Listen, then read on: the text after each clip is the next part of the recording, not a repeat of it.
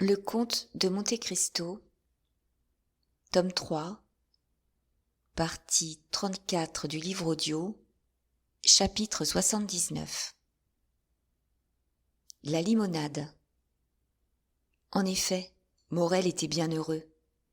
Monsieur Noirtier venait de l'envoyer chercher et il avait si grande hâte de savoir pour quelle cause qu'il n'avait pas pris de cabriolet, se fiant bien plus à ses deux jambes qu'aux jambes d'un cheval de place. Il était donc parti tout courant de la rue Meslay et se rendait au faubourg Saint-Honoré. Morel marchait au pas gymnastique et le pauvre Barrois le suivait de son mieux. Morel avait 31 ans, Barrois en avait 60. Morel était ivre d'amour, Barrois était altéré par la grande chaleur. Ces deux hommes, ainsi divisés d'intérêt et d'âge, ressemblaient aux deux lignes que forme un triangle. Écartées par la base, elles se rejoignent au sommet. Le sommet, c'était Noirtier, lequel avait envoyé chercher Morel en lui recommandant de faire diligence, recommandation que Morel suivait à la lettre, au grand désespoir de Barrois. En arrivant, Morel n'était pas même essoufflé. L'amour donne des ailes, mais Barrois, qui depuis longtemps n'était plus amoureux, Barrois était en nage. Le vieux serviteur fit entrer Morel par la porte particulière, ferma la porte du cabinet, et bientôt un froissement de robe sur le parquet annonça la visite de Valentine. Valentine était belle à ravir sous ses vêtements de deuil. Le rêve devenait si doux que Morel se fut presque passé de converser avec Noirtier, mais le fauteuil du vieillard roula bientôt sur le parquet, et il entra. Noirtier accueillit par un regard bienveillant les remerciements que Morel lui prodiguait pour cette merveilleuse intervention qui les avait sauvés, Valentine et lui, du désespoir. Puis le regard de Morel alla provoquer, sur la nouvelle faveur qui lui était accordée, la jeune fille, qui, timide et assise loin de Morel, attendait d'être forcée à parler. Noirtier la regarda à son tour. « Il faut donc que je dise ce dont vous m'avez chargé ?» demanda-t-elle. « Oui, » fit Noirtier. « Monsieur Morel, dit alors Valentine au jeune homme qui la dévorait des yeux, mon bon papa Noirtier avait 1000 choses à vous dire, que depuis 3 jours il m'a dites. J'envoie chercher pour que je vous les répète. Je vous les répéterai donc, puisqu'il m'a choisi pour son interprète, sans changer un mot à ses intentions. « Oh, j'écoute bien impatiemment, » répondit le jeune homme. « Parlez, mademoiselle, parlez. » Valentine, ce fut un présage qui parut doux à Morel. Valentine n'était faible que dans le bonheur. « Mon père veut quitter cette maison, » dit-elle. « Barrois s'occupe de lui chercher un appartement convenable. »« Mais vous, mademoiselle, » dit Morel, « vous qui êtes si chère et si nécessaire à monsieur Noirtier. »« Moi, » reprit la jeune fille, « je ne quitterai point mon grand-père. C'est chose convenue entre lui et moi.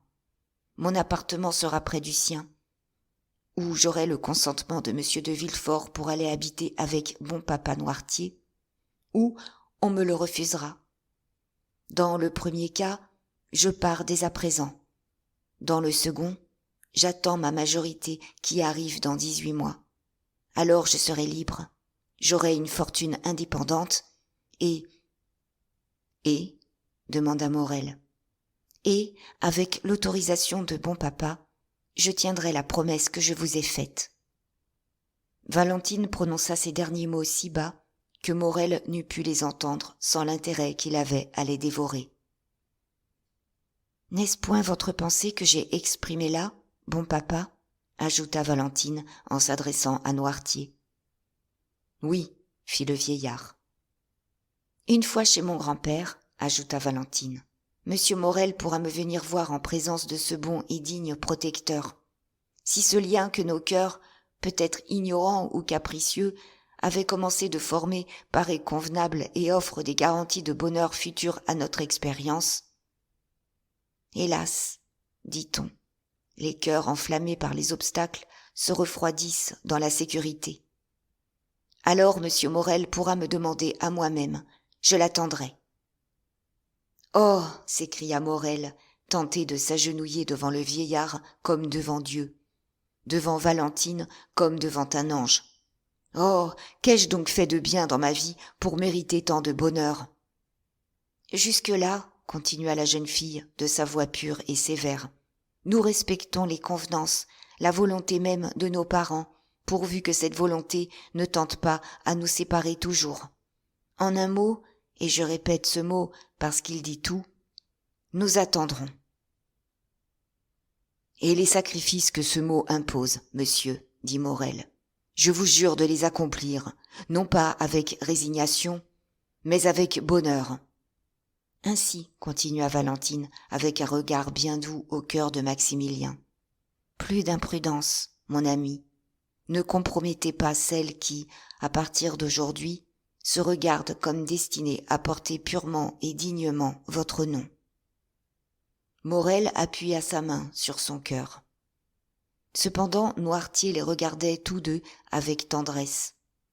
Barrois, qui était resté au fond comme un homme à qui l'on n'a rien à cacher, souriait en essuyant les grosses gouttes d'eau qui tombaient de son front chauve. « Oh, mon Dieu, comme il a chaud, ce bon Barrois, dit Valentine. « Ah, dit Barrois, c'est que j'ai bien couru, allez, mademoiselle. Mais monsieur Morel, je dois lui rendre cette justice-là, courait encore plus vite que moi. » Noirtier indiqua de l'œil un plateau sur lequel était servie une carafe de limonade et un verre. Ce qui manquait dans la carafe avait été bu une demi-heure auparavant par Noirtier. « Tiens, bon Barrois, dit la jeune fille, prends, car je vois que tu couves des yeux cette carafe entamée. »« Le fait est, dit Barrois, que je meurs de soif et que je boirais bien volontiers un verre de limonade à votre santé. »« Bois donc, dit Valentine, et reviens dans un instant. » Barrois emporta le plateau, et à peine était-il dans le corridor qu'à travers la porte qu'il avait oublié de fermer, on le voyait pencher la tête en arrière pour vider le verre que Valentine avait rempli. Valentine et Morel échangeaient leurs adieux en présence de Noirtier quand on entendit la sonnette retentir dans l'escalier de Villefort. C'était le signal d'une visite. Valentine regarda la pendule. « Il est midi, dit-elle. C'est aujourd'hui samedi. Bon papa, c'est sans doute le docteur. » Noirtier fit signe qu'en effet ce devait être lui. « Il va venir ici. Il faut que monsieur Morel s'en aille, n'est-ce pas, bon papa ? » ?»« Oui, répondit le vieillard. »« Barrois, appela Valentine. Barrois, venez. » On entendit la voix du vieux serviteur qui répondait « J'y vais, mademoiselle. » « Barrois va vous reconduire jusqu'à la porte, dit Valentine à Morel.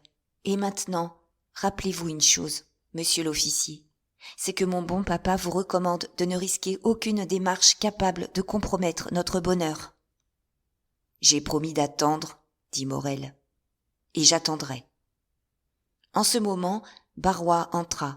« Qui a sonné ? demanda Valentine. « Monsieur le docteur d'Avrigny, dit Barrois en chancelant sur ses jambes. »« Eh bien, qu'avez-vous donc, Barrois ? demanda Valentine. Le vieillard ne répondit pas. Il regardait son maître avec des yeux effarés, tandis que de sa main crispée, il cherchait un appui pour demeurer debout. « Mais il va tomber !» s'écria Morel. En effet, le tremblement dont Barrois était saisi augmentait par degrés. Les traits du visage, altérés par les mouvements convulsifs des muscles de la face, annonçaient une attaque nerveuse des plus intenses. Noirtier, voyant Barrois ainsi troublé, multipliait ses regards dans lesquels se peignaient, intelligibles et palpitantes, toutes les émotions qui agitent le cœur de l'homme. Barrois fit quelques pas vers son maître. « Ah, mon Dieu, Seigneur, dit-il, mais qu'ai-je donc ? Je souffre, je n'y vois plus, 1000 pointes de feu me traversent le crâne. Oh, ne me touchez pas, ne me touchez pas !» En effet, les yeux devenaient saillants et hagards, et la tête se renversait en arrière, tandis que le reste du corps se raidissait. Valentine, épouvantée, poussa un cri. Morel la prit dans ses bras comme pour la défendre contre quelque danger inconnu. « Monsieur d'Avrigny! Monsieur d'Avrigny !» cria Valentine d'une voix étouffée. « À nous! Au secours !» Barrois tourna sur lui-même, fit 3 pas en arrière, trébucha et vint tomber aux pieds de Noirtier, sur le genou duquel il appuya sa main en criant « Mon maître! Mon bon maître !»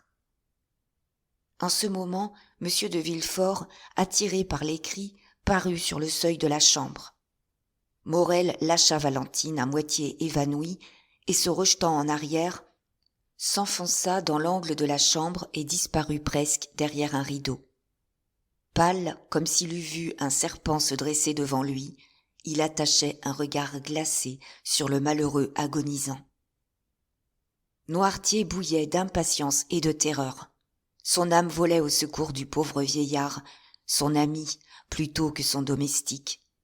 On voyait le combat terrible de la vie et de la mort se traduire sur son front par le gonflement des veines et la contraction de quelques muscles restés vivants autour de ses yeux. Barrois, la face agitée, les yeux injectés de sang, le cou renversé en arrière, gisait, battant le parquet de ses mains, tandis qu'au contraire, ses jambes raides semblaient devoir rompre plutôt que plier. Une légère écume montait à ses lèvres, et il haletait douloureusement. Villefort, stupéfait, demeura un instant les yeux fixés sur ce tableau qui, dès son entrée dans la chambre, attira ses regards. Il n'avait pas vu Morel. Après un instant de contemplation muette, pendant lequel on put voir son visage pâlir et ses cheveux se dresser sur sa tête, « Docteur! Docteur !» s'écria-t-il en s'élançant vers la porte. « Venez, venez !»« Madame! Madame !» cria Valentine, appelant sa belle-mère en se heurtant aux parois de l'escalier. « Venez, venez vite et apportez votre flacon de sel !»« Qu'y a-t-il » demanda la voix métallique et contenue de madame de Villefort. « Oh, venez, venez !»« Mais où donc est le docteur ?» criait Villefort. « Où est-il » Madame de Villefort descendit lentement. On entendait craquer les planches sous ses pieds. D'une main, elle tenait le mouchoir avec lequel elle s'essuyait le visage, de l'autre, un flacon de sel anglais. Son premier regard, en arrivant à la porte, fut pour Noirtier, dont le visage, sauf l'émotion bien naturelle dans une semblable circonstance, annonçait une santé égale. Son second coup d'œil rencontra le moribond. Elle pâlit, et son œil rebondit, pour ainsi dire, du serviteur sur le maître. « Mais, au nom du ciel, madame, où est le docteur ? Il est entré chez vous. C'est une apoplexie, vous le voyez bien. Avec une saignée, on le sauvera. »« A-t-il mangé depuis peu ?» demanda madame de Villefort, éludant la question. « Madame, dit Valentine, il n'a pas déjeuné, mais il a fort couru ce matin pour faire une commission dont l'avait chargé bon papa. Au retour seulement, il a pris un verre de limonade. »« Ah » fit madame de Villefort. « Pourquoi pas du vin ? C'est très mauvais, la limonade. » La limonade était là sous sa main, dans la carafe de mon papa. Le pauvre Barrois avait soif, il a bu ce qu'il a trouvé. Madame de Villefort tressaillit. Noirtier l'enveloppa de son regard profond. « Il a le cou si court, dit-elle. »« Madame, dit Villefort, je vous demande où est monsieur d'Avrigny. Au nom du ciel, répondez !»« Il est dans la chambre d'Édouard, qui est un peu souffrant, » dit madame de Villefort, qui ne pouvait éluder plus longtemps. Villefort s'élança dans l'escalier pour l'aller chercher lui-même. « Tenez, dit la jeune femme en donnant son flacon à Valentine. « On va le saigner sans doute. Je remonte chez moi, car je ne puis supporter la vue du sang. » Et elle suivit son mari. Morel sortit de l'angle sombre où il s'était retiré, et où personne ne l'avait vu, tant la préoccupation était grande. « Partez vite, Maximilien, lui dit Valentine, et attendez que je vous appelle. Allez. » Morel consulta Noirtier par un geste. Noirtier, qui avait conservé tout son sang-froid, lui fit signe que oui. Il serra la main de Valentine contre son cœur et sortit par le corridor dérobé. En même temps, Villefort et le docteur rentraient par la porte opposée. Barrois commençait à revenir à lui. La crise était passée, sa parole revenait gémissante, et il se soulevait sur un genou. d'Avrigny et Villefort portèrent Barrois sur une chaise longue. « Qu'ordonnez-vous, docteur ?» demanda Villefort. « Qu'on m'apporte de l'eau et de l'éther. Vous en avez dans la maison ? » ?»« Oui. »« Qu'on court me chercher de l'huile de térébenthine et de l'émétique. »« Allez, » dit Villefort. « Et maintenant que tout le monde se retire. »« Moi aussi ?» demanda timidement Valentine. « Oui, mademoiselle. Vous, surtout, » dit rudement le docteur. Valentine regarda M. d'Avrigny avec étonnement, embrassa M. Noirtier au front et sortit. Derrière elle, le docteur ferma la porte d'un air sombre. « Tenez, tenez, docteur, le voilà qui revient. Ce n'était qu'une attaque sans importance. » M. d'Avrigny sourit d'un air sombre. « Comment vous sentez-vous, Barrois ?» demanda le docteur. « Un peu mieux, monsieur. Pouvez-vous boire ce verre d'eau éthérée ? Je vais essayer, mais ne me touchez pas. Pourquoi ? Parce qu'il me semble que si vous me touchiez, ne fût-ce que du bout du doigt, l'accès me reprendrait. Buvez. » Barrois prit le verre, l'approcha de ses lèvres violettes et le vida à moitié à peu près. « Où souffrez-vous ? demanda le docteur. « Partout. J'éprouve comme d'effroyables crampes. » « Avez-vous des éblouissements ? » ?»« Oui. »« Des tintements d'oreilles ? » ?»« Affreux. Quand cela vous a-t-il pris ? » ?»« Tout à l'heure. »« Rapidement ? » ?»« Comme la foudre. »« Rien hier ? Rien avant-hier ? » ?»« Rien. »« Pas de somnolence ? Pas de pesanteur ? » ?»« Non. »« Qu'avez-vous mangé aujourd'hui ? » ?»« Je n'ai rien mangé. J'ai bu seulement un verre de la limonade de monsieur. Voilà tout. » Et Barrois fit de la tête un signe pour désigner Noirtier, qui, immobile dans son fauteuil, contemplait cette terrible scène sans en perdre un mouvement, sans laisser échapper une parole. « Où est cette limonade ? » demanda vivement le docteur. « Dans la carafe, en bas. »« Où cela ? En bas ? » ?»« Dans la cuisine. »« Voulez-vous que j'aille la chercher, docteur ? » demanda Villefort. « Non, restez ici. Et tâchez de faire boire au malade le reste de ce verre d'eau. Mais cette limonade, j'y vais moi-même. » d'Avrigny fit un bond, ouvrit la porte, s'élança dans l'escalier de service et faillit renverser madame de Villefort, qui, elle aussi, descendait à la cuisine. Elle poussa un cri. d'Avrigny n'y fit pas même attention. Emporté par la puissance d'une seule idée, il sauta les 3 ou 4 dernières marches, se précipita dans la cuisine, et aperçut le carafon aux 3/4 vide sur un plateau. Il fondit dessus comme un aigle sur sa proie. Haletant, il remonta au rez-de-chaussée et rentra dans la chambre. Madame de Villefort remontait lentement l'escalier qui conduisait chez elle. « Est-ce bien cette carafe qui était ici ? » demanda d'Avrigny. « Oui, monsieur le docteur. »« Cette limonade est la même que vous avez bue ? » ?»« Je le crois. » Quel goût lui avez-vous trouvé ? Un goût amer. Le docteur versa quelques gouttes de limonade dans le creux de sa main, les aspira avec ses lèvres, et après s'en être rincé la bouche comme on fait avec le vin que l'on veut goûter, il cracha la liqueur dans la cheminée. « C'est bien la même, dit-il. Et vous en avez bu aussi, monsieur Noirtier ? » ?»« Oui, » fit le vieillard. « Et vous lui avez trouvé ce même goût amer ? » Oui. « Ah, monsieur le docteur !» cria Barrois. « Voilà que cela me reprend ! Mon Dieu, Seigneur, ayez pitié de moi !» Le docteur courut au malade. « C'est émétique, Villefort. Voyez s'il vient. » Villefort s'élança en criant « L'émétique ! L'émétique ! L'a-t-on apporté ?» Personne ne répondit.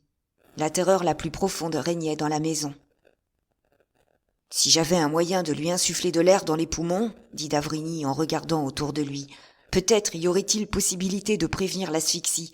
Mais non, rien, rien. Oh, monsieur, criait Barrois, me laisserez-vous mourir ainsi, sans secours? Oh, je me meurs, mon Dieu, je me meurs. Une plume, demanda le docteur. Il en aperçut une sur la table. Il essaya d'introduire la plume dans la bouche du malade qui faisait, au milieu de ses convulsions, d'inutiles efforts pour vomir.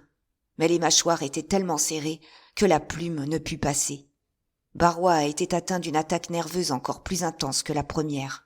Il avait glissé de la chaise longue à terre et se raidissait sur le parquet. Le docteur le laissa en proie à cet accès auquel il ne pouvait apporter aucun soulagement et alla à Noirtier. « Comment vous trouvez-vous » lui dit-il précipitamment et à voix basse. « Bien ? Oui. Léger d'estomac ou lourd ?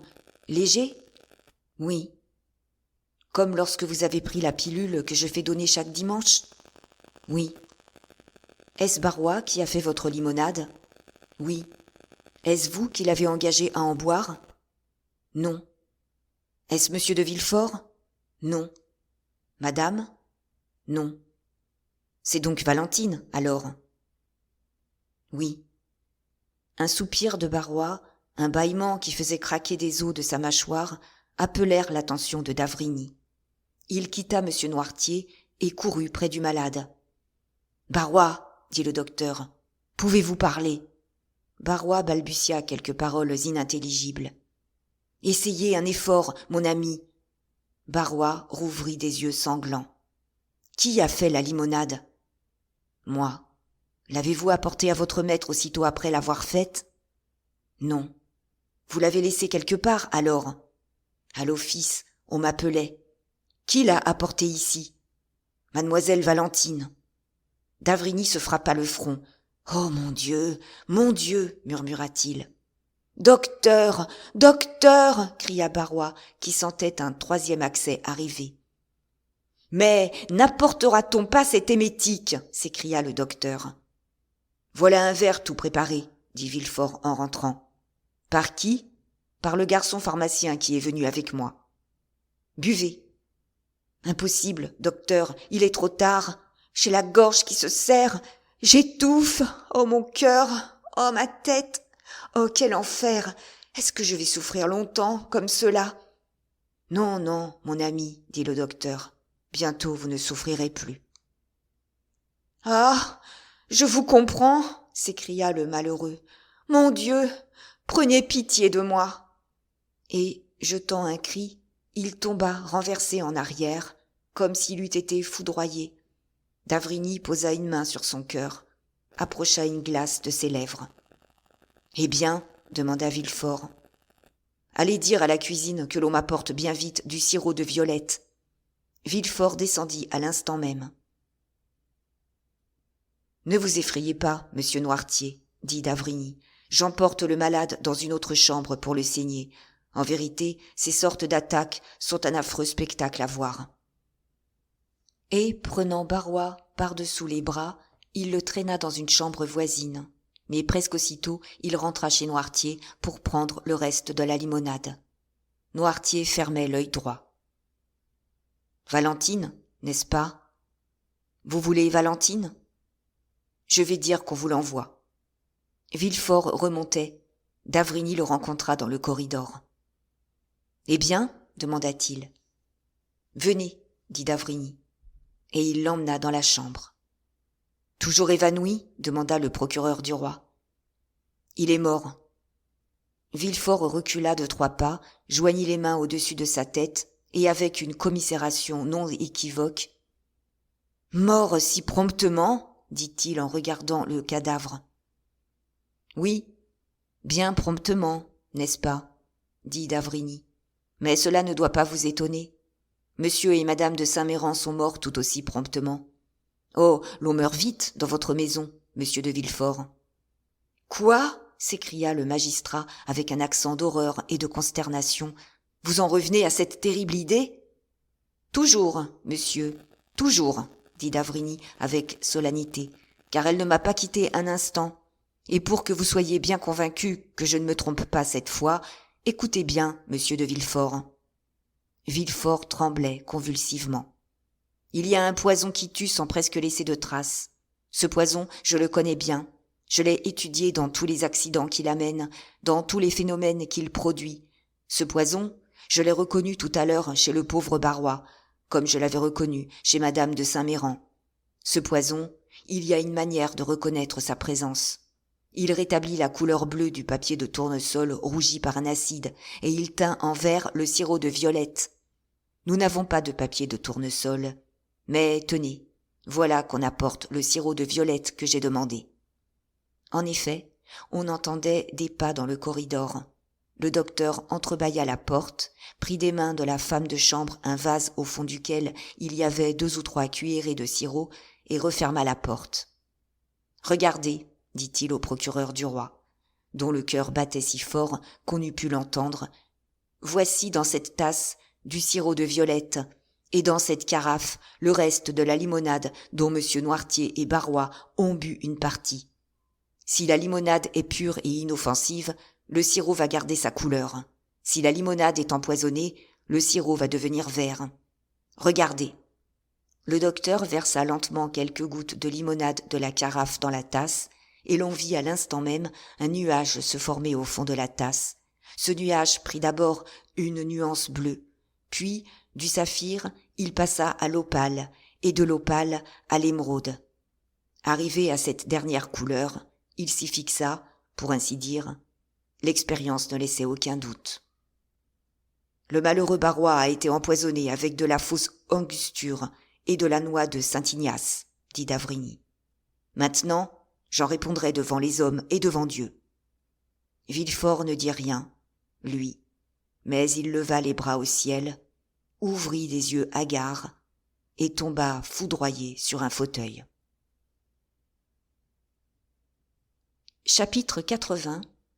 L'accusation. Monsieur d'Avrigny eut bientôt rappelé à lui le magistrat, qui semblait un second cadavre dans cette chambre funèbre. « Oh, la mort est dans ma maison !» s'écria Villefort. « Dites le crime, » répondit le docteur. « Monsieur d'Avrigny !» s'écria Villefort, « je ne puis vous exprimer tout ce qui se passe en moi en ce moment. C'est de l'effroi, c'est de la douleur, c'est de la folie. »« Oui, » dit monsieur d'Avrigny avec un calme imposant, « mais je crois qu'il est temps que nous agissions.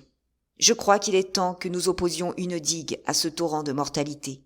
Quant à moi, je ne me sens point capable de porter plus longtemps de pareils secrets, sans espoir d'en faire bientôt sortir la vengeance pour la société et les victimes. » Villefort jeta autour de lui un sombre regard. « Dans ma maison, » murmura-t-il, « dans ma maison ?» « Voyons, magistrat, » dit d'Avrigny, « soyez homme.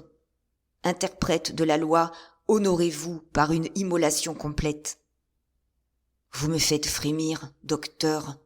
Une immolation ?» « J'ai dit le mot. »« Vous soupçonnez donc quelqu'un ?»« Je ne soupçonne personne. La mort frappe à votre porte. Elle entre, elle va, non pas aveugle, mais intelligente qu'elle est, de chambre en chambre. Eh bien, moi, je suis sa trace. Je reconnais son passage. J'adopte la sagesse des anciens. Je tâtonne, car mon amitié pour votre famille, car mon respect pour vous sont 2 bandeaux appliqués sur mes yeux. Eh bien, oh, parlez, parlez, docteur, j'aurai du courage. Eh bien, monsieur, vous avez chez vous, dans le sein de votre maison, dans votre famille peut-être, un de ces affreux phénomènes comme chaque siècle en produit quelqu'un. Locuste et Agrippine, vivant en même temps, sont une exception qui prouve la fureur de la Providence à perdre l'Empire romain, souillé par tant de crimes. Brunehaut et Frédégonde sont les résultats du travail pénible d'une civilisation à sa genèse, dans laquelle l'homme apprenait à dominer l'esprit, fût-ce par l'envoyé des ténèbres. Eh bien, toutes ces femmes avaient été ou étaient encore jeunes et belles. On avait vu fleurir sur leur front, ou sur leur front fleurissait encore, cette même fleur d'innocence que l'on retrouve aussi sur le front de la coupable qui est dans votre maison. Villefort poussa un cri, joignit les mains et regarda le docteur avec un geste suppliant. Mais celui-ci poursuivit, sans pitié. « Cherche à qui le crime profite, dit un axiome de jurisprudence. » Docteur, s'écria Villefort. Hélas! Docteur, combien de fois la justice des hommes n'a-t-elle pas été trompée par ces funestes paroles? Je ne sais, mais il me semble que ce crime... Ah, vous avouez donc enfin que le crime existe? Oui, je le reconnais. Que voulez-vous? Il le faut bien, mais laissez-moi continuer. Il me semble, dis-je, que ce crime tombe sur moi seul et non sur les victimes. Je soupçonne quelque désastre pour moi sous tous ces désastres étranges. Oh, homme, murmura d'Avrigny, le plus égoïste de tous les animaux, la plus personnelle de toutes les créatures, qui croit toujours que la terre tourne, que le soleil brille, que la mort fauche pour lui tout seul. Fourmi, maudissant Dieu du haut d'un bond d'herbe. Et ceux qui ont perdu la vie, n'ont-ils rien perdu, eux? Monsieur de Saint-Méran, Madame de Saint-Méran, Monsieur Noirtier. Comment, Monsieur Noirtier? Eh oui, croyez-vous, par exemple, que ce sort à ce malheureux domestique qu'on en voulait? Non, non. Comme le Polonius de Shakespeare, il est mort pour un autre. C'était Noirtier qui devait boire la limonade. C'est Noirtier qui l'a bu, selon l'ordre logique des choses. L'autre ne l'a bu que par accident. Et, quoique ce soit Barrois qui soit mort, c'est Noirtier qui devait mourir. Mais alors, comment mon père n'a-t-il pas succombé? Je vous l'ai déjà dit, un soir, dans le jardin, après la mort de Madame de Saint-Méran, parce que son corps est fait à l'usage de ce poison même, parce que la dose insignifiante pour lui était mortelle pour tout autre, parce qu'enfin personne ne sait, et pas même l'assassin, que depuis 1 an je traite avec la brucine la paralysie de Monsieur Noirtier, tandis que l'assassin n'ignore pas, et il s'en est assuré par expérience, que la brucine est un poison violent. Mon Dieu, murmura Villefort en se tordant les bras. Suivez la marche du criminel. Il tue Monsieur de Saint-Méran. Oh, docteur, je le jurerai, ce que l'on m'a dit des symptômes s'accorde trop bien avec ce que j'ai vu de mes yeux. Villefort cessa de combattre et poussa un gémissement. Il tue Monsieur de Saint-Méran, répéta le docteur. Il tue Madame de Saint-Méran. Double héritage à recueillir. Villefort essuya la sueur qui coulait sur son front. Écoutez bien.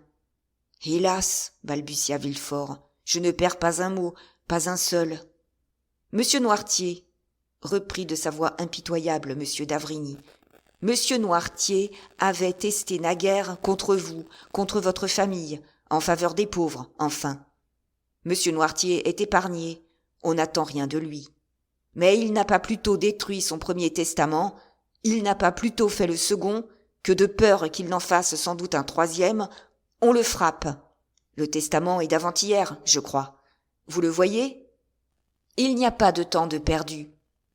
Oh, grâce, Monsieur d'Avrigny! Pas de grâce, monsieur. Le médecin a une mission sacrée sur la terre.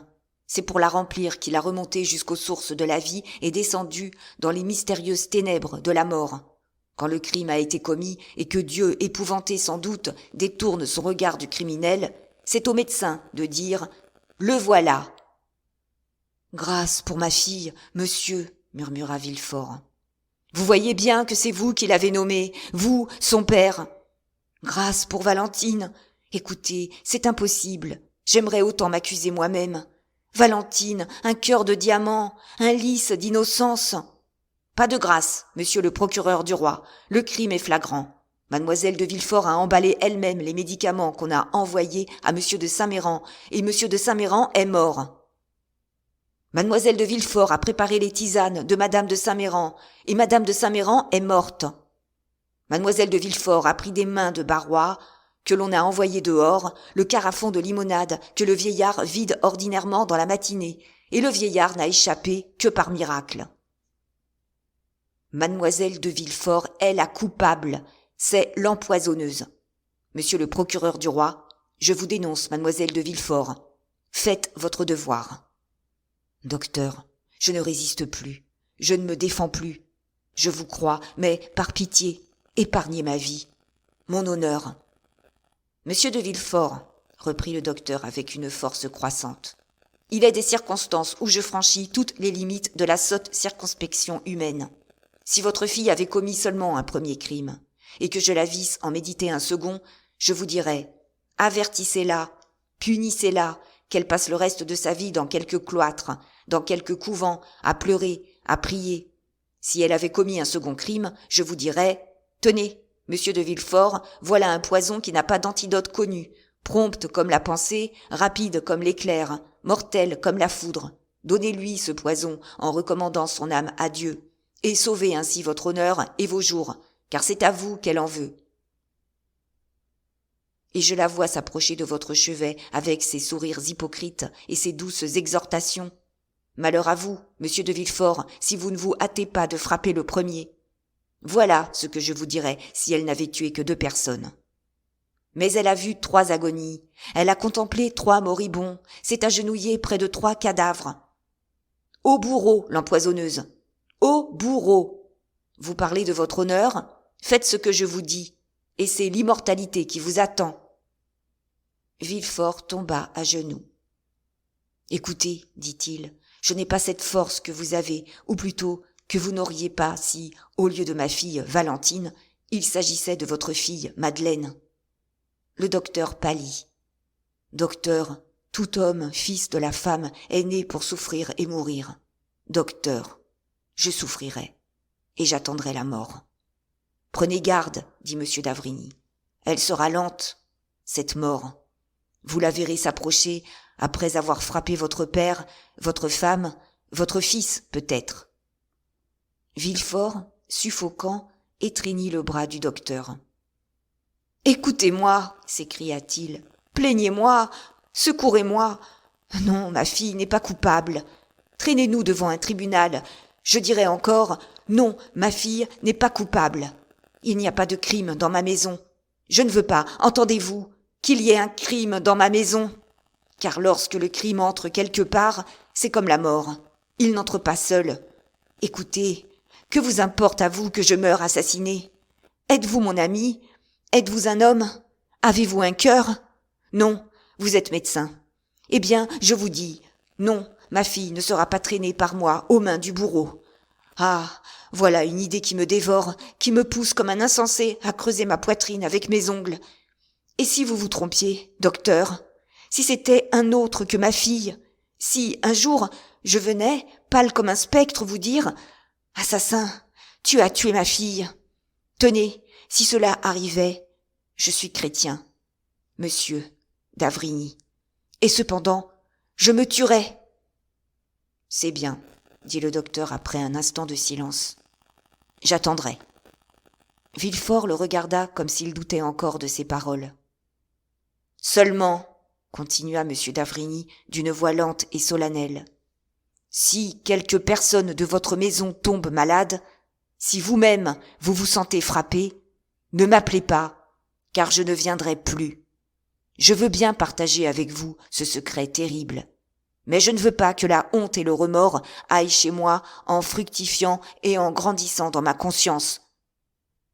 Comme le crime et le malheur vont grandir et fructifier dans votre maison. Ainsi, vous m'abandonnez, docteur? Oui, car je ne puis pas vous suivre plus loin et je ne m'arrête qu'au pied de l'échafaud. Quelque autre révélation viendra qui amènera la fin de cette terrible tragédie. Adieu. Docteur, je vous en supplie. Toutes les horreurs qui souillent ma pensée font votre maison odieuse et fatale. Adieu, monsieur. Un mot seulement encore, docteur. Vous vous retirez, me laissant toute l'horreur de la situation, horreur que vous avez augmentée par ce que vous m'avez révélé. Mais de la mort instantanée, subite, de ce pauvre vieux serviteur, que va-t-on dire? C'est juste, dit M. d'Avrigny. Reconduisez-moi. Le docteur sortit le premier. M. de Villefort le suivit. Les domestiques, inquiets, étaient dans les corridors et sur les escaliers par où devait passer le médecin. « Monsieur, » dit d'Avrigny à Villefort en parlant à haute voix de façon que tout le monde l'entendit. Le pauvre Barrois était trop sédentaire depuis quelques années, lui qui aimait tant avec son maître à courir à cheval ou en voiture les 4 coins de l'Europe, il s'est tué à ce service monotone autour d'un fauteuil. Le sang est devenu lourd. Il était replet, il avait le cou gros et court. Il a été frappé d'une apoplexie foudroyante, et l'on m'est venu avertir trop tard. À propos, ajouta-t-il, tout bas, ayez bien soin de jeter cette tasse de violette dans les cendres. Et le docteur, sans toucher la main de Villefort, sans revenir un seul instant sur ce qu'il avait dit, sortit, escorté par les larmes et les lamentations de tous les gens de la maison. Le soir même, tous les domestiques de Villefort, qui s'étaient réunis dans la cuisine et qui avaient longuement causé entre eux, vinrent demander à madame de Villefort la permission de se retirer. Aucune instance, aucune proposition d'augmentation de gages ne les put retenir.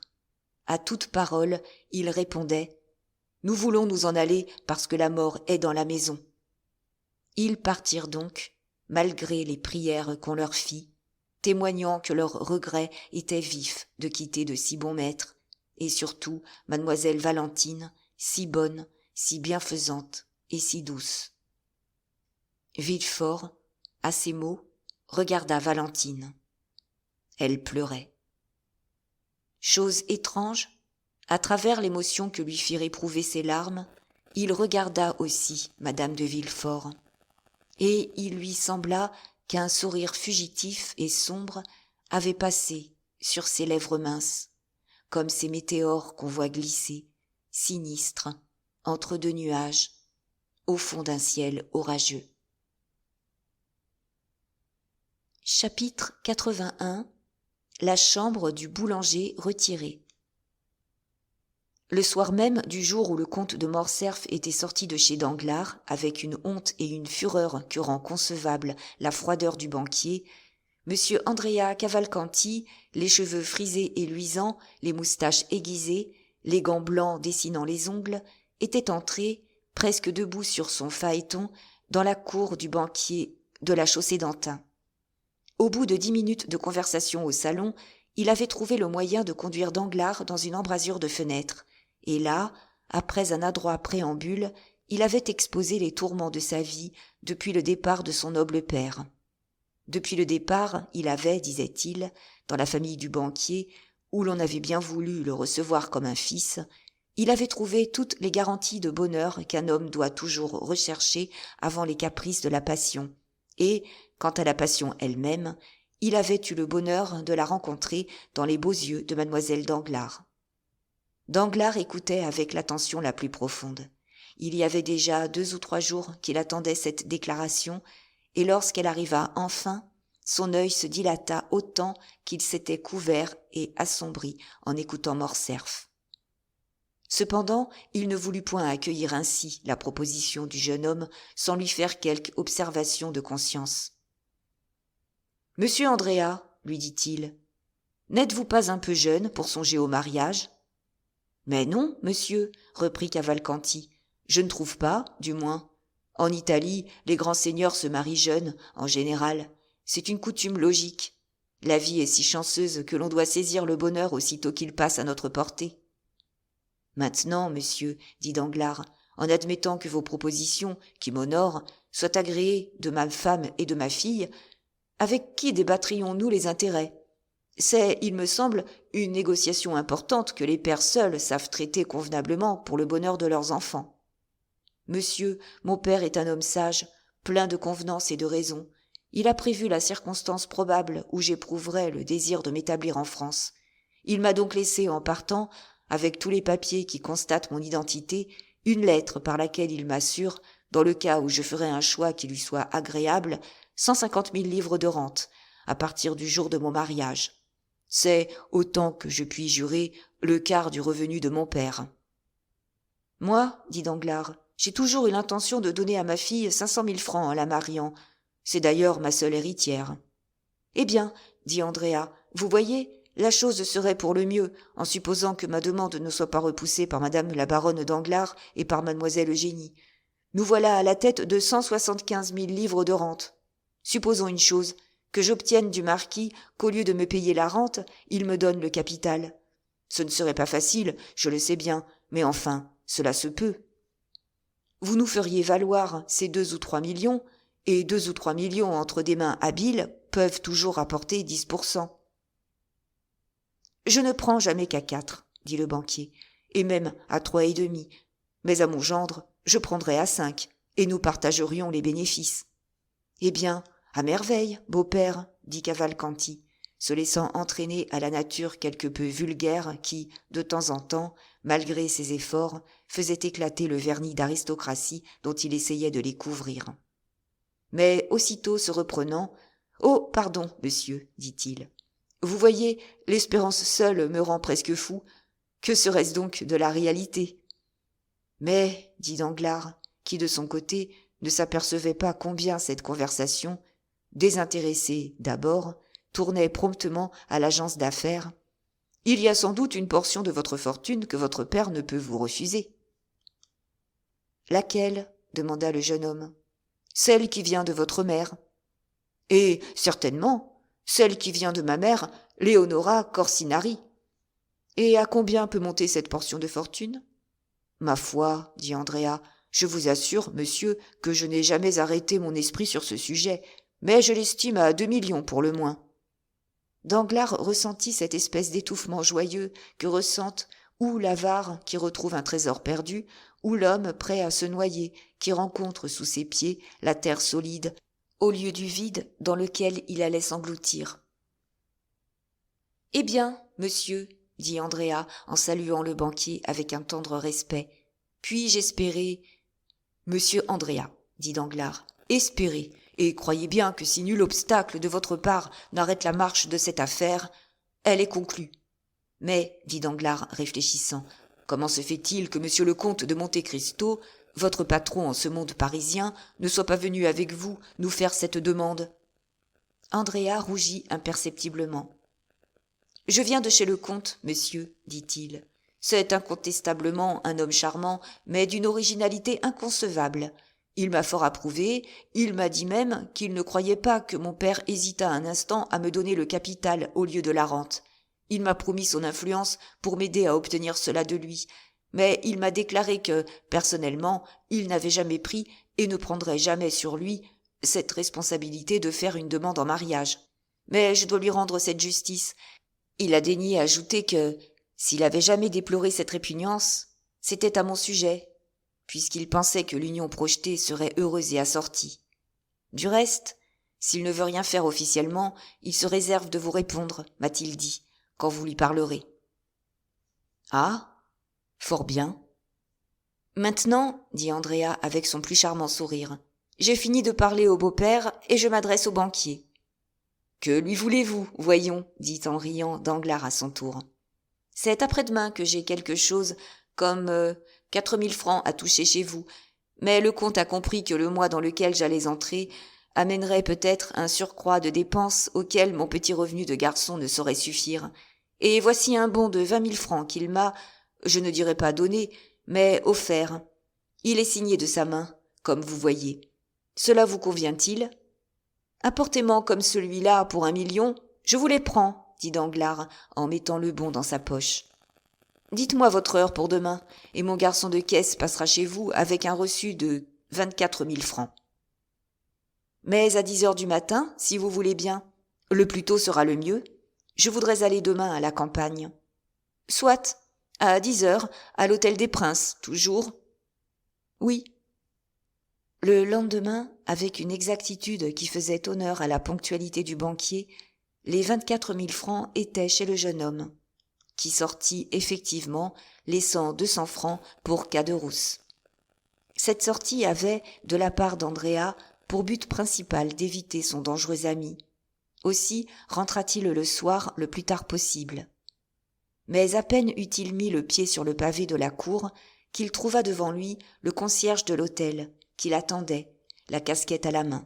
« Monsieur, dit-il, cet homme est venu. »« Quel homme ?» demanda négligemment Andrea, comme s'il eût oublié celui dont, au contraire, il se souvenait trop bien.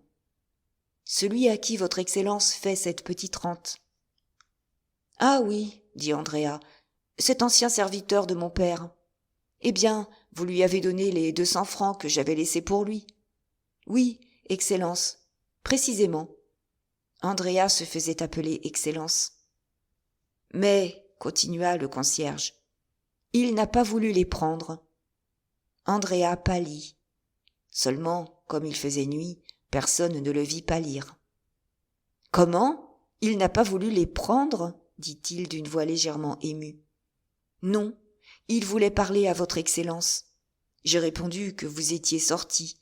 Il a insisté, mais enfin il a paru se laisser convaincre et m'a donné cette lettre qu'il avait apportée toute cachetée. »« Voyons, » dit Andrea. Il lut à la lanterne de son phaéton. « Tu sais où je demeure. Je t'attends demain à 9 heures du matin. »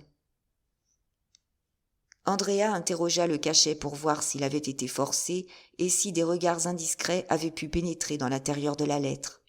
Mais elle était pliée de telle sorte, avec un tel luxe de losanges et d'angles, que pour la lire, il eût fallu rompre le cachet. Or, le cachet était parfaitement intact. « Très bien, dit-il. Pauvre homme, c'est une bien excellente créature. » Et il laissa le concierge édifié par ces paroles, et ne sachant pas lequel il devait le plus admirer, du jeune maître ou du vieux serviteur. « Dételez vite et montez chez moi, » dit Andrea à son groom.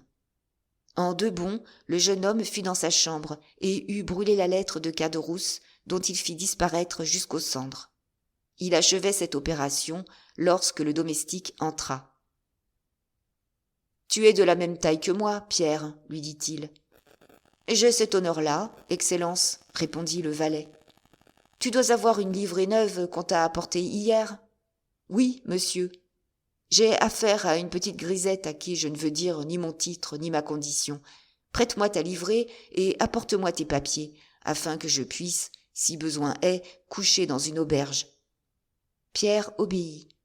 5 minutes après, Andrea, complètement déguisé, sortait de l'hôtel sans être reconnu, prenait un cabriolet et se faisait conduire à l'auberge du Cheval Rouge, à Picpus.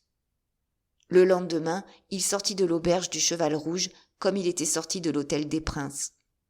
C'est-à-dire, sans être remarqué, descendit le faubourg Saint-Antoine, prit le boulevard jusqu'à la rue Ménilmontant et, s'arrêtant à la porte de la 3e maison à gauche, chercha à qui il pouvait, en l'absence du concierge, demander des renseignements. « Que cherchez-vous, mon joli garçon ?» demanda la fruitière d'en face. « Monsieur Pailletin, s'il vous plaît, ma grosse maman, » répondit Andrea. « Un boulanger retiré ?» demanda la fruitière. « Justement, c'est cela. Au fond de la cour, à gauche, au 3e. » Andrea prit le chemin indiqué, et au 3e trouva une patte de lièvre qu'il agita avec un sentiment de mauvaise humeur dont le mouvement précipité de la sonnette se ressentit. Une seconde après, la figure de Caderousse apparut au grillage pratiqué dans la porte. « Ah, tu es exact, » dit-il, et il tira les verrous. « Parbleu, » dit Andrea en entrant, et il lança devant lui sa casquette de livrée qui, manquant la chaise, tomba à terre et fit le tour de la chambre en roulant sur sa circonférence. « Allons, allons, dit Caderousse, ne te fâche pas, le petit. Voyons, tiens, j'ai pensé à toi. Regarde un peu le bon déjeuner que nous aurons. Rien que des choses que tu aimes. Tronc de l'air. » Andrea sentit en effet, en respirant, une odeur de cuisine dont les arômes grossiers ne manquaient pas d'un certain charme pour un estomac affamé. C'était ce mélange de graisse fraîche et d'ail qui signale la cuisine provençale d'un ordre inférieur. C'était en outre un goût de poisson gratiné, puis, par-dessus tout, l'âpre parfum de la muscade et du girofle. Tout cela s'exhalait de 2 plats creux et couverts posés sur 2 fourneaux et d'une casserole qui bruissait dans le four d'un poêle de fonte. Dans la chambre voisine, Andrea vit en outre une table assez propre ornée de 2 couverts, de 2 bouteilles de vin cachetées, l'une de vert, l'autre de jaune, d'une bonne mesure d'eau-de-vie dans un carafon et d'une macédoine de fruits dans une large feuille de chou posée avec art sur une assiette de faïence. « Que t'en semble, le petit ?» dit Caderousse. « Hein, comme cela embaume. Ah, dame, tu sais, j'étais bon cuisinier là-bas. Te rappelles-tu comme on se léchait les doigts dans ma cuisine ? Et toi, tout le premier, tu en as goûté de mes sauces. Et tu ne les méprisais pas, que je crois. Et Caderousse se mit à éplucher un supplément d'oignons. C'est bon, dit Andrea avec humeur. Pardieu, si c'est pour déjeuner avec toi que tu m'as dérangé, que le diable te remporte. Mon fils, dit sentencieusement Caderousse, en mangeant, l'on cause. Et puis, ingrat que tu es, tu n'as donc pas de plaisir à voir un peu ton ami? Moi, j'en pleure de joie. Caderousse, en effet, pleurait réellement. Seulement, il eût été difficile de dire si c'était la joie ou les oignons qui opéraient sur la glande lacrymale de l'ancien aubergiste du pont du Gard. « Tais-toi donc, hypocrite, dit Andrea. Tu m'aimes, toi? Oui, je t'aime. Où le diable m'emporte. C'est une faiblesse, dit Caderousse. Je le sais bien, mais c'est plus fort que moi. Ce qui ne t'empêche pas de m'avoir fait venir pour quelque perfidie. Allons donc, dit Caderousse, en essuyant son large couteau à son tablier. Si je ne t'aimais pas, est-ce que je supporterais la vie misérable que tu me fais? Regarde un peu, tu as sur le dos l'habit de ton domestique. Donc, tu as un domestique. Moi, je n'en ai pas, et je suis forcé d'éplucher mes légumes moi-même. Tu fais fi de ma cuisine parce que tu dînes à la table d'hôte de l'Hôtel des Princes ou au Café de Paris. Eh bien, moi aussi, je pourrais avoir un domestique. Moi aussi, je pourrais avoir un Tilbury. Moi aussi, je pourrais dîner où je voudrais. Eh bien, pourquoi est-ce que je m'en prive? Pour ne pas faire de peine à mon petit Benedetto. Voyons, à vous seulement que je le pourrais, hein? Et un regard parfaitement clair de Caderousse termina le sens de la phrase. Bon, dit Andrea, mettons que tu m'aimes. Alors, pourquoi exiges-tu que je vienne déjeuner avec toi? Mais pour te voir, le petit. Pour me voir, à quoi bon, puisque nous avons fait d'avance toutes nos conditions. Eh, cher ami, dit Caderousse, est-ce qu'il y a des testaments sans codicille? Mais tu es venu pour déjeuner d'abord, n'est-ce pas? Eh bien, voyons, assieds-toi et commençons par ces sardines et ce beurre frais, que j'ai mis sur des feuilles de vigne, à ton intention. Méchant. Ah oui, tu regardes ma chambre, mes 4 chaises de paille, mes images à 3 francs le cadre. Dame, que veux-tu? Ce n'est pas l'hôtel des princes. Allons, te voilà dégoûté à présent. Tu n'es plus heureux, toi qui ne demandais qu'à avoir l'air d'un boulanger retiré? Caderousse poussa un soupir. Eh bien, qu'as-tu à dire? Tu as vu ton rêve réalisé. J'ai à dire que c'est un rêve, un boulanger retiré, mon pauvre Benedetto. C'est riche. Cela a des rentes. Pardieu, tu en as des rentes. Moi? Oui, toi, puisque je t'apporte tes 200 francs. Caderousse haussa les épaules. C'est humiliant, dit-il, de recevoir ainsi de l'argent donné à contre-cœur, de l'argent éphémère, qui peut me manquer du jour au lendemain. Tu vois bien que je suis obligé de faire des économies, pour le cas où ta prospérité ne durerait pas. Et, mon ami, la fortune est inconstante, comme disait l'aumônier du régiment. Je sais bien qu'elle est immense, ta prospérité. Scélérat, tu vas épouser la fille de Danglars. Comment? De Danglars? Et certainement de Danglars. Ne faut-il pas que je dise du baron Danglars? C'est comme si je disais du comte Benedetto. C'était un ami, Danglars, et s'il n'avait pas la mémoire si mauvaise, il devrait m'inviter à ta noce, attendu qu'il est venu à la mienne. Oui, à la mienne. Dame, il n'était pas si fier dans ce temps-là. Il était petit commis chez ce bon monsieur Morel. J'ai dîné plus d'une fois avec lui et le comte de Morcerf. Va, tu vois que j'ai de belles connaissances et que si je voulais les cultiver un petit peu, nous nous rencontrerions dans les mêmes salons. Allons donc, ta jalousie te fait voir des arcs-en-ciel, Caderousse. C'est bon, Benedetto mio, on sait ce que l'on dit. Peut-être qu'un jour aussi l'on mettra son habit des dimanches et qu'on ira dire à une porte cochère « Le cordon, s'il vous plaît ». En attendant, assieds-toi et mangeons. Caderousse donna l'exemple et se mit à déjeuner de bon appétit et en faisant l'éloge de tous les mets qu'il servait à son hôte. Celui-ci sembla prendre son parti, déboucha bravement les bouteilles et attaqua la bouillabaisse et la morue gratinée à l'ail et à l'huile. « Ah, compère, dit Caderousse, il paraît que tu te raccommodes avec ton ancien maître d'hôtel. »« Ma foi, oui, répondit Andrea, chez lequel, jeune et vigoureux qu'il était, l'appétit l'emportait pour le moment sur toute autre chose. « Et tu trouves cela bon, coquin ? Si bon que je ne comprends pas comment un homme qui fricasse et qui mange de si bonnes choses peut trouver que la vie est mauvaise. »« Vois-tu, dit Caderousse, ce que tout mon bonheur est gâté par une seule pensée. »« Laquelle ? » ?»« Ce que je vis aux dépens d'un ami, moi qui ai toujours bravement gagné ma vie moi-même. »« Oh oh, qu'à cela ne tienne, dit Andrea, j'ai assez pour deux, ne te gêne pas. »« Non, vraiment, tu me croiras si tu veux, à la fin de chaque mois, j'ai des remords. »« Bon, Caderousse, c'est au point qu'hier je n'ai pas voulu prendre les 200 francs. »« Oui, tu voulais me parler. Mais est-ce bien le remords, voyons ? » ?»« Le vrai remords. Et puis, il m'était venu une idée. » Andrea frémit. Il frémissait toujours aux idées de Caderousse. « C'est misérable, vois-tu, continua celui-ci, d'être toujours à attendre la fin d'un mois. »« Eh, dit philosophiquement Andrea, décidé à voir venir son compagnon, la vie ne se passe-t-elle pas à attendre ? Moi, par exemple, est-ce que je fais autre chose ? Eh bien, je prends patience, n'est-ce pas ? Oui, parce qu'au lieu d'attendre 200 misérables francs, tu en attends 5 ou 6 000, peut-être 10, peut-être 12 même, car tu es un cachotier. Là-bas, tu avais toujours des boursicots, des tirelires que tu essayais de soustraire à ce pauvre ami Caderousse. Heureusement qu'il avait le nez fin, l'ami Caderousse en question. Allons, voilà que tu vas te remettre à divaguer, dit Andrea, à parler et à reparler du passé toujours.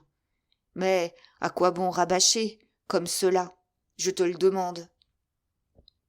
Ah, c'est que tu as 21 ans, toi, et que tu peux oublier le passé. J'en ai 50, et je suis bien forcé de m'en souvenir. Mais n'importe, revenons aux affaires. Oui, je voulais dire que si j'étais à ta place, eh bien, je réaliserais. Comment ?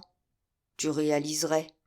Oui, je demanderais un semestre d'avance, sous prétexte que je veux devenir éligible et que je vais acheter une ferme. Puis, avec mon semestre, je décamperai. Tiens, tiens, tiens, fit Andrea. Ce n'est pas si mal pensé, cela, peut-être. Mon cher ami, dit Caderousse, mange de ma cuisine et suis mes conseils. Tu ne t'en trouveras pas plus mal, physiquement et moralement. Eh bien, mais, dit Andrea, pourquoi ne suis-tu pas toi-même le conseil que tu donnes ? Pourquoi ne réalises-tu pas un semestre, une année même, et ne te retires-tu pas à Bruxelles ? Au lieu d'avoir l'air d'un boulanger retiré, tu aurais l'air d'un banqueroutier dans l'exercice de ses fonctions. Cela est bien porté. Mais comment diable veux-tu que je me retire avec 1200 francs ? Ah, Caderousse, dit Andrea, comme tu te fais exigeant. Il y a 2 mois, tu mourais de faim. L'appétit vient en mangeant, dit Caderousse en montrant ses dents comme un singe qui rit ou comme un tigre qui gronde.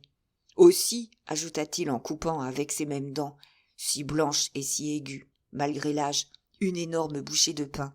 J'ai fait un plan. Les plans de Caderousse épouvantaient Andrea encore plus que ses idées. Les idées n'étaient que le germe. Le plan, c'était la réalisation. Voyons ce plan, dit-il. Ce doit être joli. Pourquoi pas ? Le plan grâce auquel nous avons quitté l'établissement de Monsieur Chose, de qui venait-il, hein ? De moi, je présuppose. Il n'en était pas plus mauvais, ce me semble, puisque nous voilà ici. Je ne dis pas, répondit Andrea. Tu as quelquefois du bon. Mais enfin, voyons ton plan. Voyons, poursuivit Caderousse. Peux-tu, toi, sans débourser un sou, me faire avoir une 15aine de 1000 francs ? Non, ce n'est pas assez de 15 000 francs. Je ne veux pas devenir honnête homme à moins de 30 000 francs. Non, répondit sèchement Andrea. Non, je ne le puis pas. Tu ne m'as pas compris, à ce qu'il paraît, répondit froidement Caderousse d'un air calme. Je t'ai dit sans débourser un sou. Ne veux-tu pas que je vole pour gâter toute mon affaire, et la tienne avec la mienne, et qu'on nous reconduise là-bas? Oh, moi, dit Caderousse, ça m'est bien égal qu'on me reprenne. Je suis un drôle de corps, sais-tu. Je m'ennuie parfois des camarades. Ce n'est pas comme toi, sans cœur, qui voudrait ne jamais les revoir. Andrea fit plus que frémir cette fois. Il pâlit. Voyons, Caderousse, pas de bêtises, dit-il. Eh non, sois donc tranquille, mon petit Benedetto. Mais indique-moi donc un petit moyen de gagner ces 30 000 francs sans te mêler de rien. Tu me laisseras faire, voilà tout. Eh bien, je verrai, je chercherai, dit Andrea. Mais en attendant, tu pousseras mon mois à 500 francs. J'ai une manie, je voudrais prendre une bonne. Eh bien, tu auras tes 500 francs, dit Andrea. Mais c'est lourd pour moi, mon pauvre Caderousse. Tu abuses. Bah, dit Caderousse, puisque tu puises dans des coffres qui n'ont point de fond. On eût dit qu'Andrea attendait là son compagnon, tant son œil brilla d'un rapide éclair qui, il est vrai, s'éteignit aussitôt.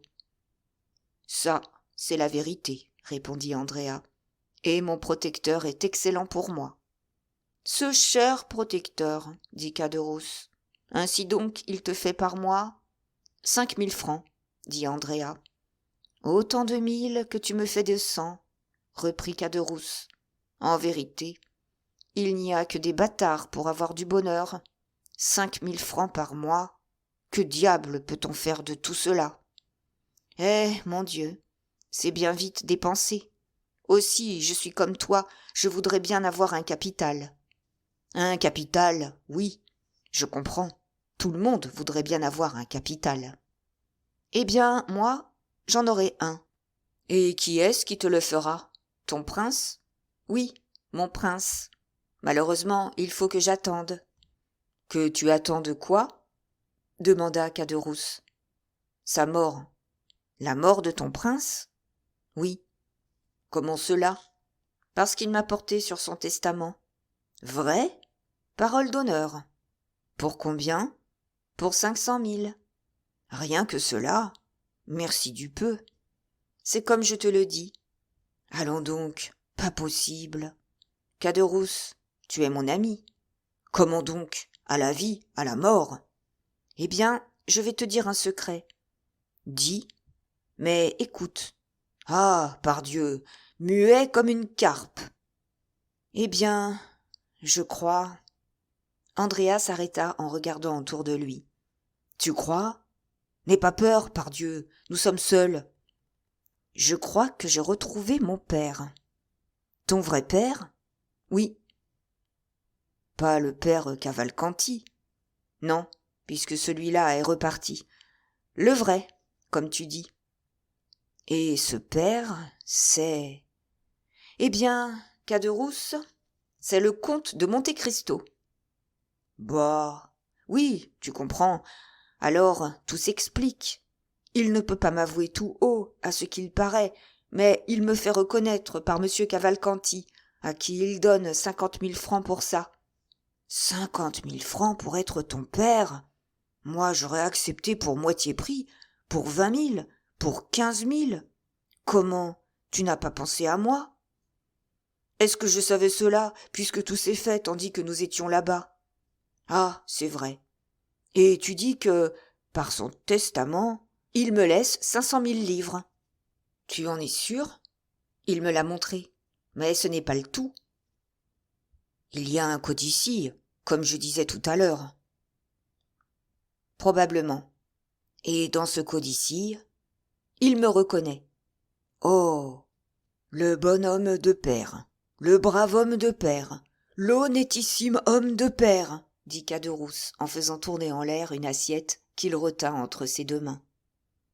Voilà, dis encore que j'ai des secrets pour toi. Non, et ta confiance t'honore à mes yeux. Et ton prince de père, il est donc riche? Richissime?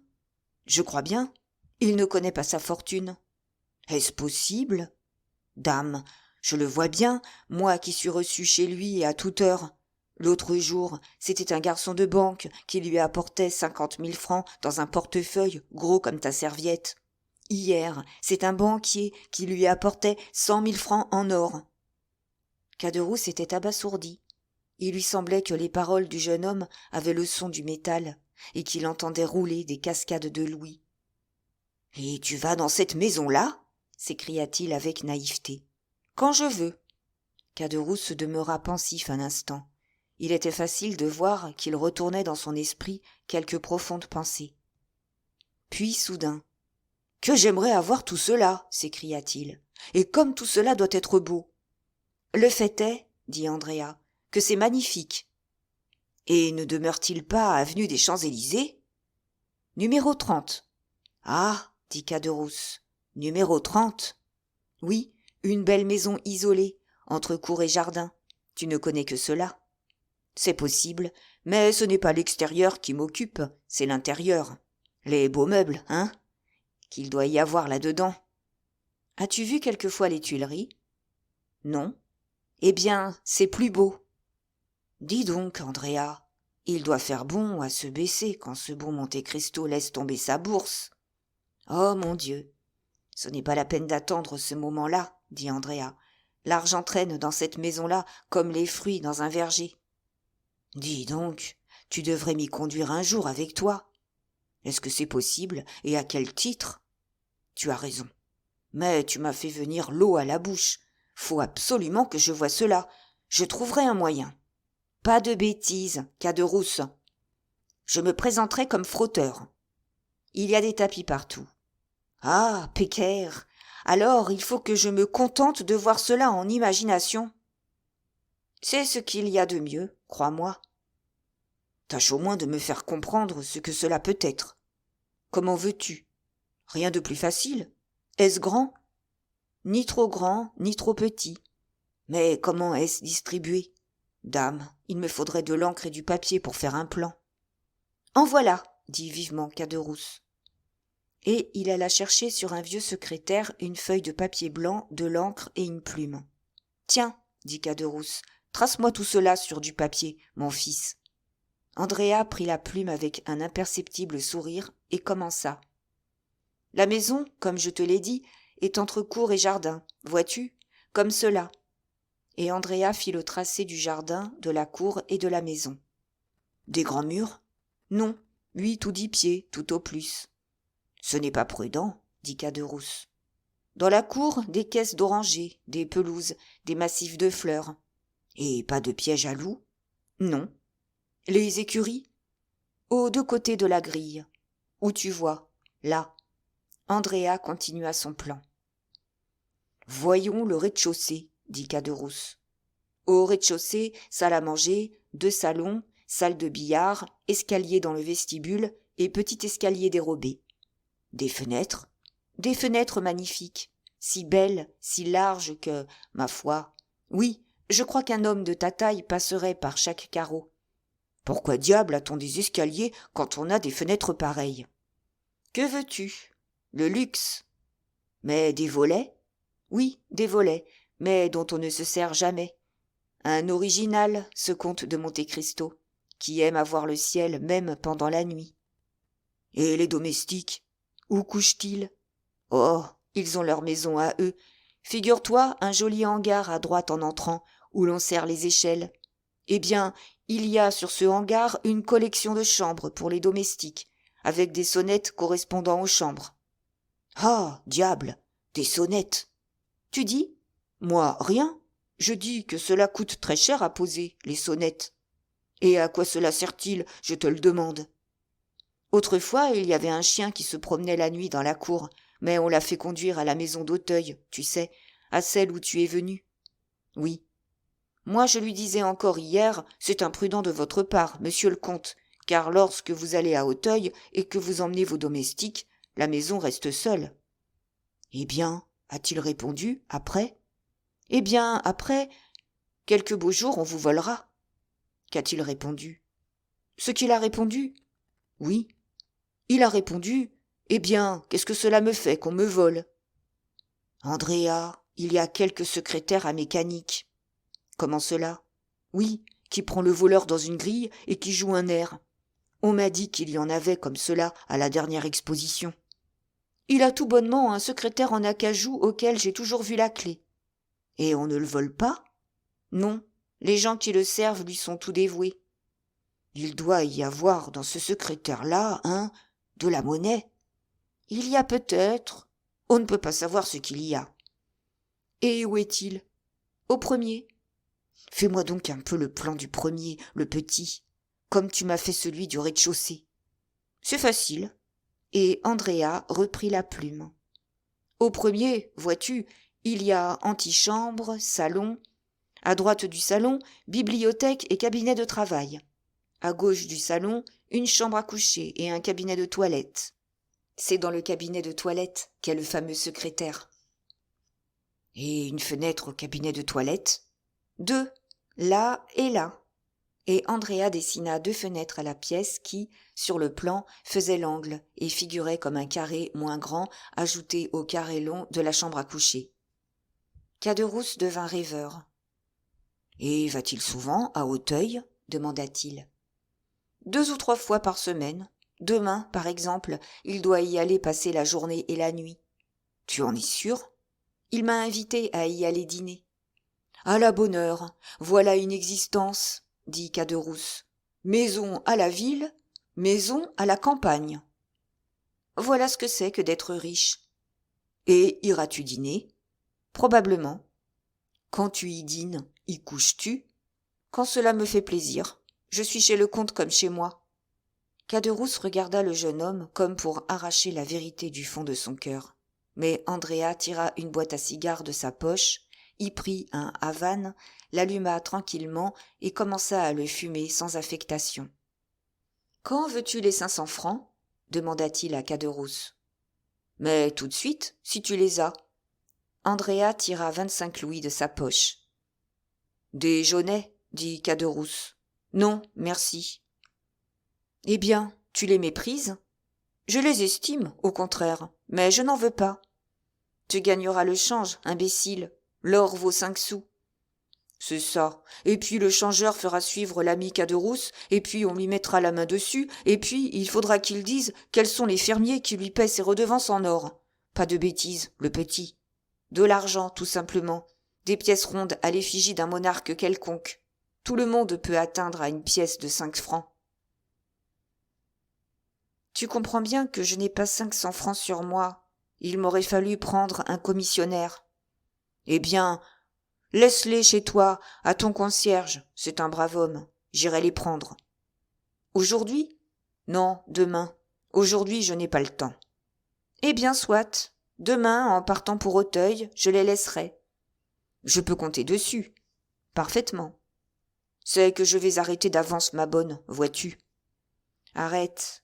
Mais ce sera fini, hein. Tu ne me tourmenteras plus. Jamais. Caderousse était devenu si sombre qu'Andrea craignit d'être forcé de s'apercevoir de ce changement. Il redoubla donc de gaieté et d'insouciance.